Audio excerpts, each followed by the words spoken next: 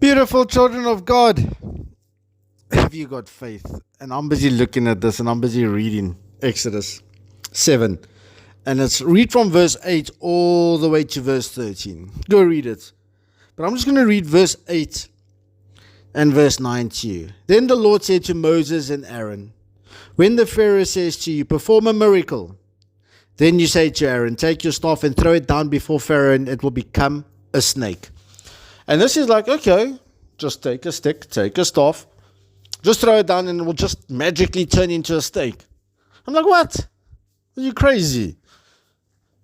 I mean, that sounds crazy. But this is the faith, and nowhere does it say that. All it says in the next few verses is that they went and they obeyed.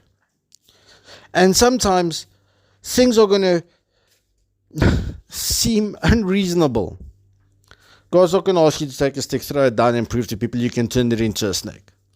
I doubt that God's going to make you do that. Look, God can do anything. I'm never going to put limits and boundaries on what God can or cannot do.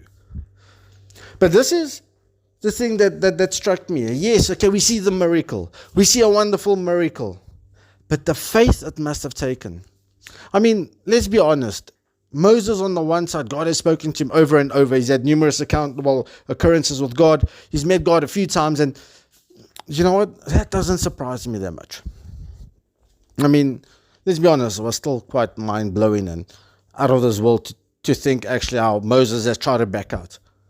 But then Aaron stands there and he's busy thinking, okay, Moses, this is what you tell me what God has said. As far as what I understand, I didn't read. As far as I know, unless I misread it, I don't see a place where the only time that I know that God spoke to Aaron was a few chapters back when he said, okay, go meet Moses. Go meet Moses at Mount Sinai. And that's it. As far as what I understand, Aaron doesn't understand the fuller picture. You see, Moses had got the full revelation. God told Moses everything what he was going to do. God told Moses before, and this is what I'm going to do. This is how you're going to do it. You're going to go to Pharaoh. You do this certain stuff. He gives him detail, but not the full revelation. He gives him a part of the revelation, but Aaron doesn't.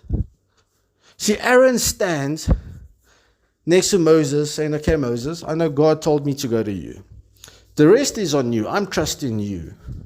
And when I say I'm trusting you, Moses, I'm actually trusting the Lord, but I'm here. I'm here as I'm not going to call it a sidekick. I think that's very disrespectful. I'm here maybe as second in command, but I'm here as your helper. And that is the message we have today. You know, a lot of us always want to be let's put it out there, the Elon Musks, you know, the leaders, the Messis, Lionel Messi, you know, all the big boys, the Sia Khaleesi's. But we forget that it takes a team. You know, Moses didn't do it himself. We know the Lord did everything. But when God sent Moses, he didn't send him out alone. He sent him people to help him. First of all, he sent him Aaron. Most importantly, he sent him Aaron. And are you there to help someone along their path? Because we all want to be part of something big. We all want to be part of something great. But sometimes we got to realize that maybe my position, I got to figure out my position. That's what we got to pray, because maybe you got to be the helping hand. And as they grow, you will grow. As they do well, you will do well. And then your time will come. I'm not saying you must be a second in command. I'm just saying we are there. Actually, my message today is understand a lot of times we are there to help people out. We all want the spotlight, let's be honest. A lot of us want the spotlight. But just maybe, just maybe, God is saying to you, okay, listen here, help them. I put them in charge of this specific thing for a very specific reason. For now. Because it's part of something great. Are you going to accept it or are you going to reject it?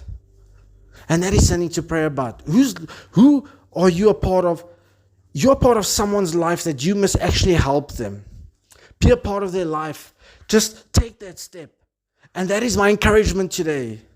Is who did God place in your life so you can help them? And that's all I want.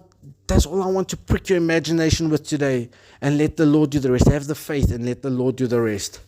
Blessings, guys.